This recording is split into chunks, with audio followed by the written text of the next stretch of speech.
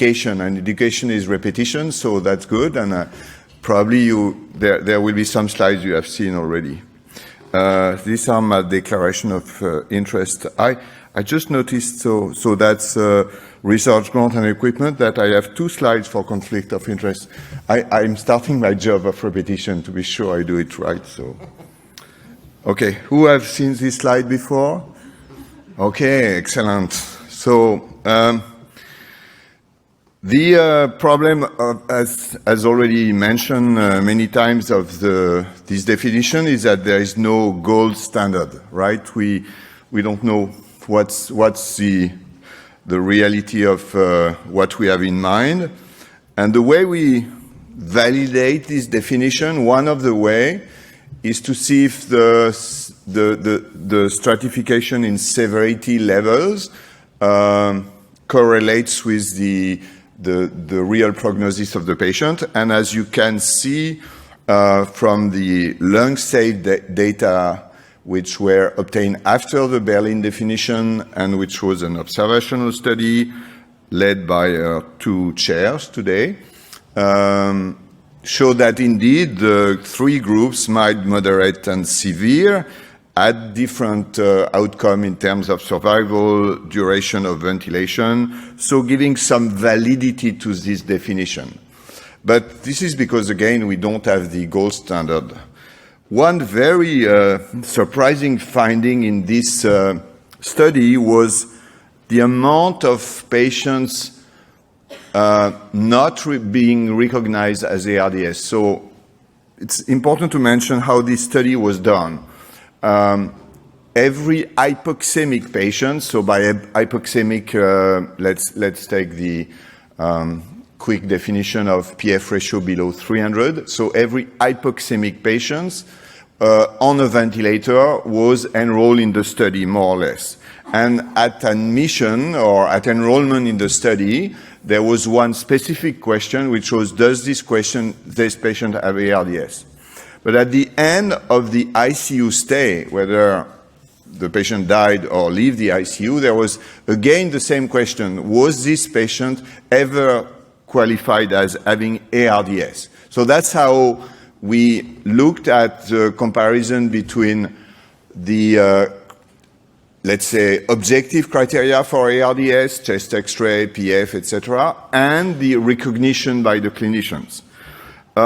So this is not perfect methodology, but this was really surprising to see that in the mild ARDS group, for instance, only 50% of the patients were qualified as having ARDS. In the severe ARDS group, you would say, okay, that's easy. No, there is even more than 20% who are not recognized as having ARDS.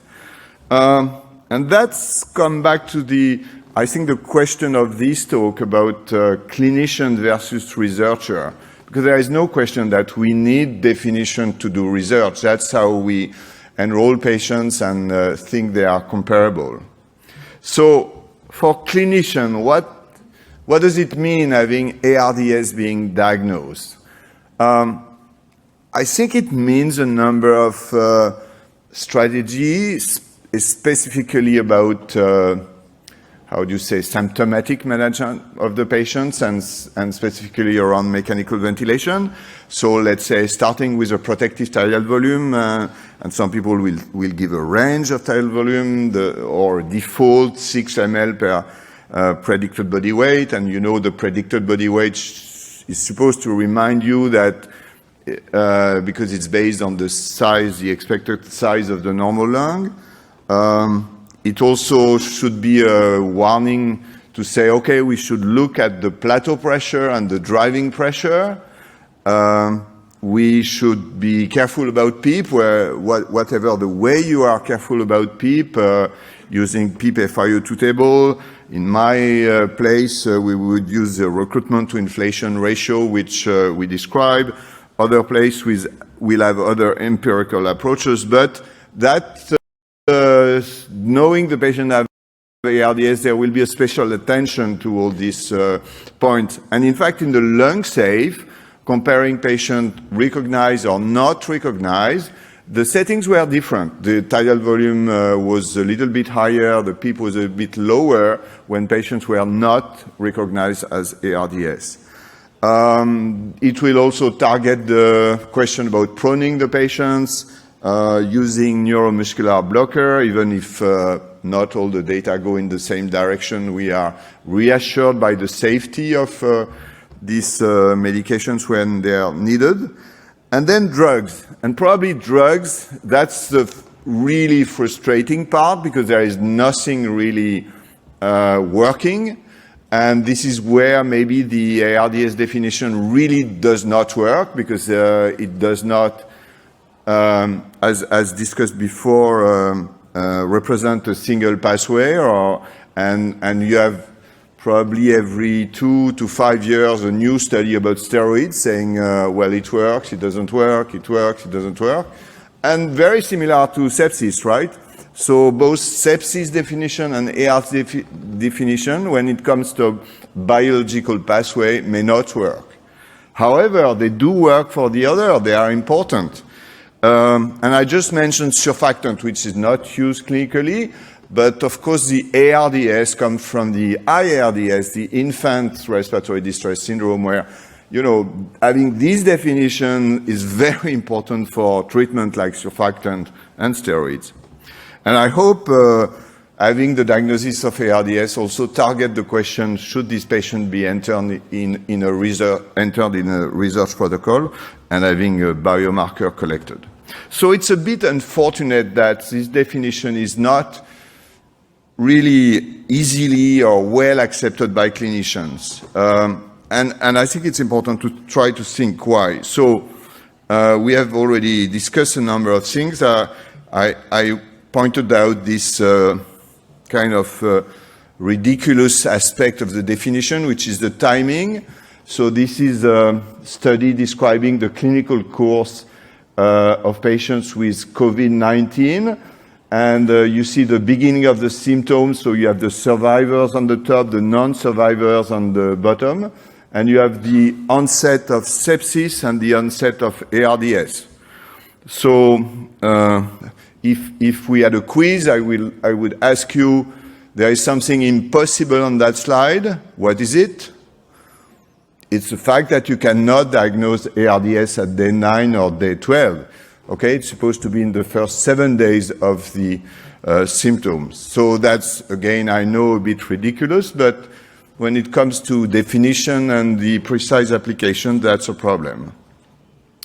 There's been a lot of debate because patients we felt have ARDS were not entered again in the definition, and high flow has been at the center of many discussions. This is a nice paper, statement, opinion paper about the use of high flow and being able to diagnose patients with ARDS even if they receive high flow, which have no PEEP setting at least. There may be sometimes some positive pressure, but technically speaking, they cannot be included as ARDS. And we think they have the same pathology, the same disease, so they should be included in the definition. That's fine, but these data are really interesting from Marco Ranieri, and it's COVID-19 patients, but it shows the value of the PF ratio before intubation and after intubation in the same patients. So those who fail, of course, high flow or NIV. As you can see, you see the limit of 300 indicating ARDS. Most of the patients who would have been diagnosed as ARDS on high flow after intubation would still have the criteria for ARDS. That's probably even better with non-invasive ventilation.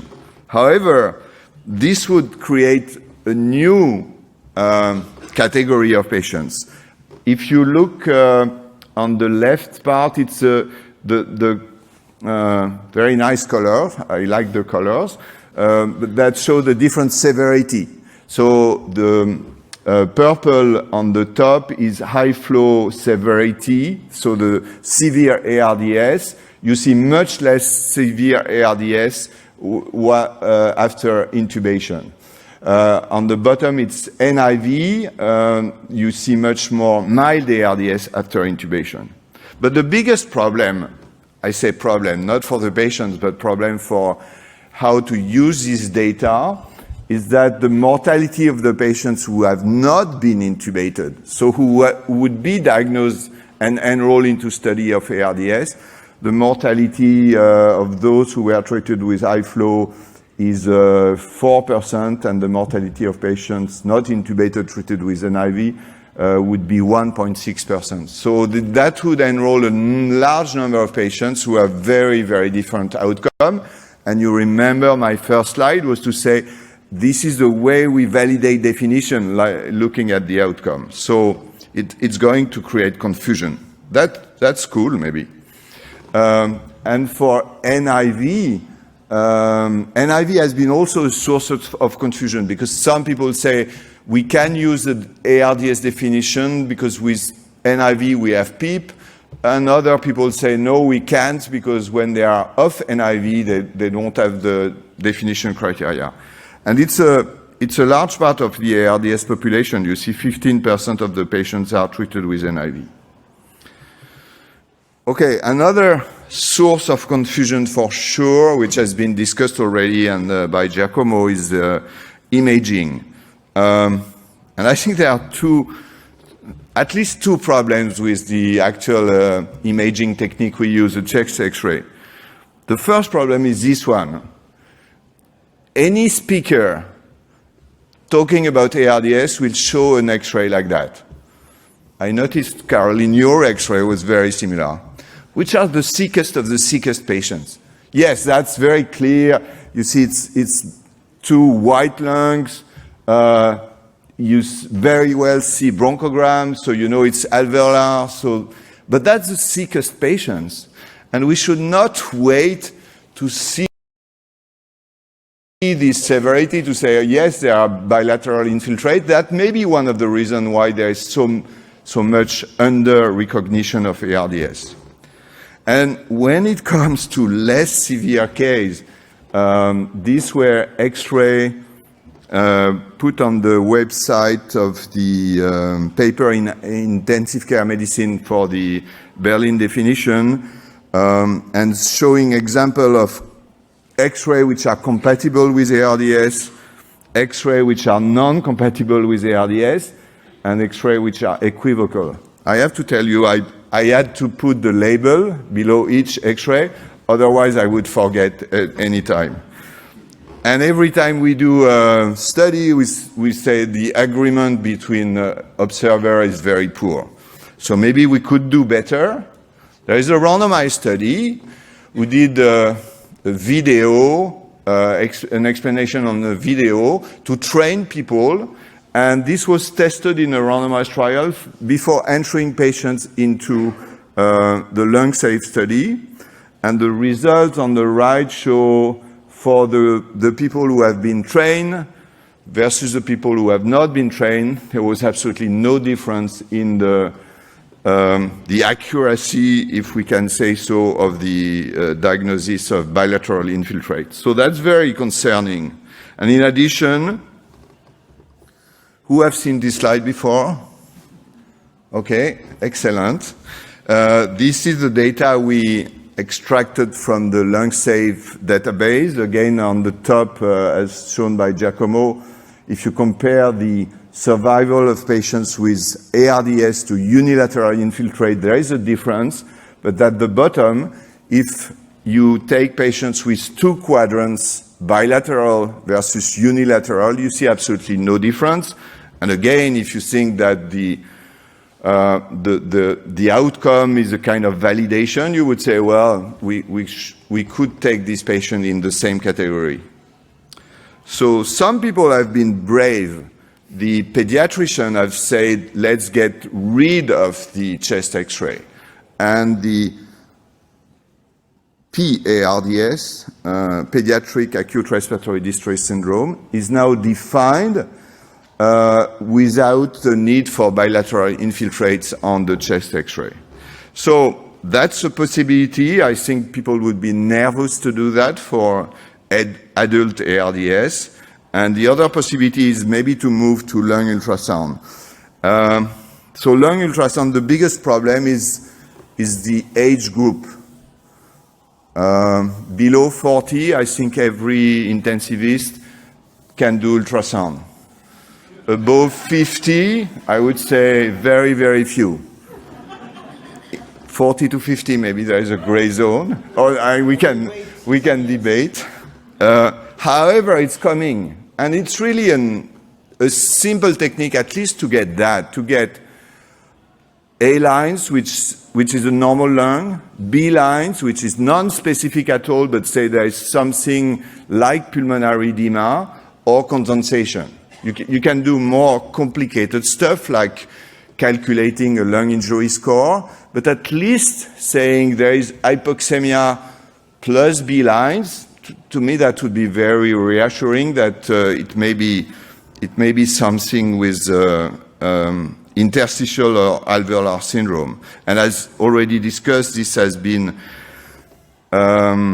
included in the Kigali definition, which is really very interesting, but which just show that they could identify a large number of people with a poor outcome, again, comparing to the prognosis to say it's a validation. But what we need are now prospective study using ultrasound to show that we really can diagnose the same patients. Yeah, we are happy to use SpO2 FiO2 ratio instead of the PaO2 FiO2 ratio. That's okay. I think it's because we don't care about gas exchange, because if you see the real correlation, for instance, the level 315, which is proposed as being the SpO2 to FiO2 ratio cutoff, well, it recovers, it's above PF ratio from, what, 120 to 400? Okay, that's fine. We accept that. And other people have said, but we also need to be a bit more precise in the way we assess the PF ratio. And for instance, the PEEP has a big impact on the oxygenation level. And I like very much this simple approach, which is to say, maybe we could normalize the PF ratio to the PEEP level. And so with this formula, which you show on the right, they kind of say that we normalize for a PEEP of 10. So you multiply the PF ratio by 10 divided by the actual PEEP. So if you have a PEEP of 10, it's just the PF ratio, but if you have a PEEP of 20, it would divide your value by 2, etc. So it's kind of compensation based on the PEEP level. And by this very complicated simulation based on actual data from the ARDS-NET trials and other database, they show that it seems to improve the prognostic value of what they call the P to FP ratio. So it's not ready for clinical use, but I think it makes sense. It just reflects the variability and the poor accuracy of our actual definition. So I would conclude by saying, at least if we want to have something useful for clinicians, we should work on all these aspects: the timing, the question of the PEEP, the imaging techniques, and potentially the oxygenation, at least for what we have listed initially as important for clinicians today. Thank you very much.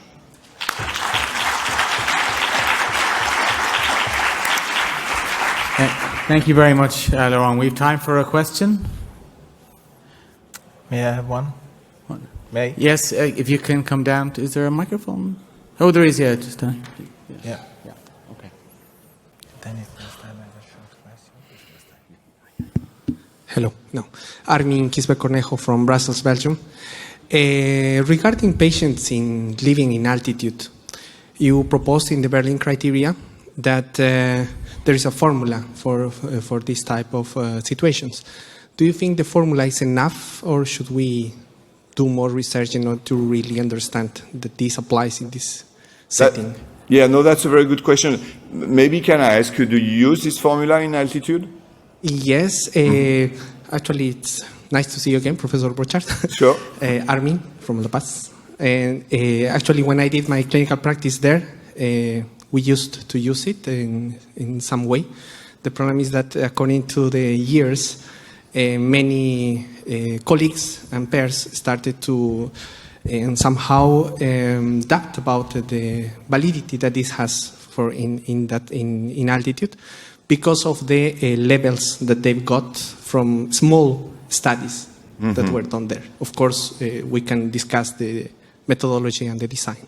I think thank you very much, and you have more expertise than me on these topics, so I remember we discussed that. And I would say the first benefit of keeping this thing is to remember basic physiology, right? Unfortunately, in 2022, when I teach residents and I ask them why you're hypoxemic in altitude, they all say the FiO2 is low. So it's important to remember where it comes from. It's like the predicted body weight, right? It's just to say the size of the lung depends on the height, which is why we use that. So the problem you mentioned is validity. And again, the only way is to say, is it correlated to mortality? So we would need potentially a big number. But I would say the physiological rationale is so strong that I don't see any reason to eliminate that, even if we don't have the sufficient numbers. Okay. Thank you very much.